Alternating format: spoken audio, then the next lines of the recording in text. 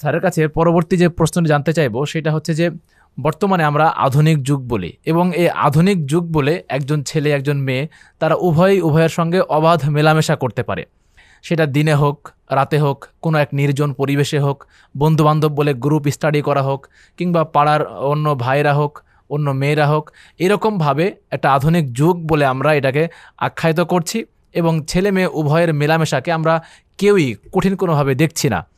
এই যে নারী পুরুষকে একসঙ্গে মেলামেশা করতে দেওয়া, গল্পগুজব করতে দেওয়া, কিংবা পড়াশোনার নামে তাদেরকে একান্ত নির্জন হতে দেওয়া, এইটা আসলে যৌনতার দিকে নিয়ে যায় কিনা, এবং এক পর্যায়ে এইটাই ধর্ষণের পর্যায়ে পর্যন্ত পৌঁছে দেয় কিনা। এর মধ্যে একটা গুরুত্বপূর্ণ বিষয় হলো যে শিক্ষক ছাত্র কিংবা ছাত্র তার সহপাঠীর সাথে আধুনিকতার দোহাই দিয়ে তারা বলছে যে আমরা তো একসাথে অবস্থান করব, একসাথে অবস্থান করতে পারি, আরে তুমি তো আমার বন্ধুর মতোই, সুতরাং তোমার এত পর্দা বসিতে কী দরকার।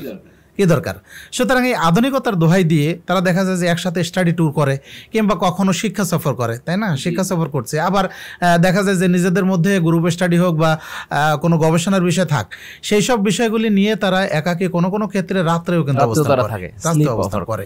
তো এই সব বিষয়গুলি কি ইসলাম সমর্থন করে কিনা?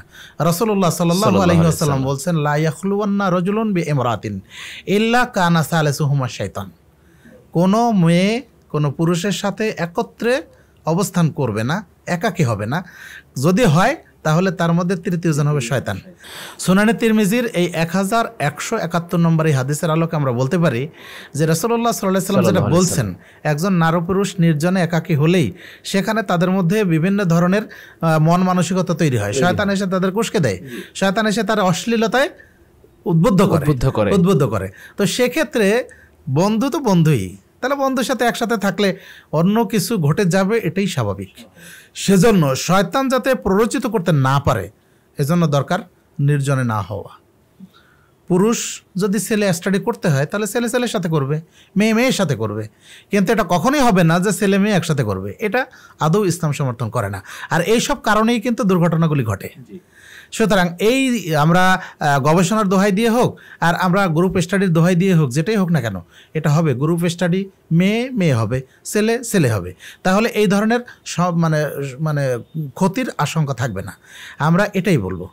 আর এখানে আরও একটা জিনিস দেখার দরকার, আমরা দেখি যে অনেক সময় এই যে গবেষণার জন্য যারা দিক নির্দেশনা করবেন, শিক্ষক থাকবে অথবা ম্যাডাম থাকবে, তাহলে ম্যাডাম ছাত্রীদের নিয়ে থাকলো, তাদের দিক নির্দেশনা দিলে সব করলো, আর শিক্ষক ছাত্রদের নিয়ে থাকলো, সে দিক নির্দেশনা দিলে সব করলো। এখন যদি ম্যাডাম যদি ছাত্রদের নিয়ে থাকে আর শিক্ষক যদি ছাত্রীদের নিয়ে থাকে, তাহলে এখানেও দুর্ঘটনা ঘটার সম্ভাবনা অবশ্যই রয়েছে। কারণ একটা নির্জন পরিবেশে তারা কোনো কোনো ক্ষেত্রে দেখা যাবে যে ফিল্ড ওয়ার্ক করার জন্য মাঠে যাবে, তারা একটা নির্জন জায়গায় থাকবে, সেখানে সবাই যে একসাথে অ্যাট এ টাইম থাকবে এটা কিন্তু হয় না, অনেক সময় আলাদা হয়ে যেতে পারে। সুতরাং এইগুলি এড়িয়ে চলার জন্য, শয়তান যেন কোনোভাবে আমাদেরকে প্ররোচিত করতে না পারে, সেজন্যই নির্জনতা এড়িয়ে চলতে হবে। ছেলে মেয়ে কখনো একাকী হবে না, বরং ছেলে ছেলে থাকবে, মেয়ে মেয়ে থাকবে। আজকে আমাদের দেশে যেখানে সমকামিতা ঘটে, ছেলে ছেলে তাই না, মেয়ে মেয়ে, সেখানে একটা ছেলে আর একটা মেয়ে নির্জনে থাকলে এখানে যে কোনো ঘটনা ঘটবে না এ কথা কেউ নিশ্চয়তা দিয়ে বলতে পারে না। সুতরাং আমরা ইসলামের নির্দেশনা মেনে চলবো, তাহলে এর মধ্যে কল্যাণ পাওয়া যাবে। এর মধ্যে আমাদের জন্য দেহকালীন এবং পরকালীন কল্যাণ রয়েছে। এই রোগটা এত বেশি হয়ে যাচ্ছে যে বিশ্ববিদ্যালয় থেকে শুরু করে আলিয়া মাদ্রাসাগুলোতে যে এখানে ফ্রি মিক্সিং আছে, সেইখানেও এরকমভাবে শিক্ষার্থীরা একে অপরে কিন্তু ধর্ষণের মতো গহির্ত কাজে তারা লিপ্ত হয়ে পড়ছে।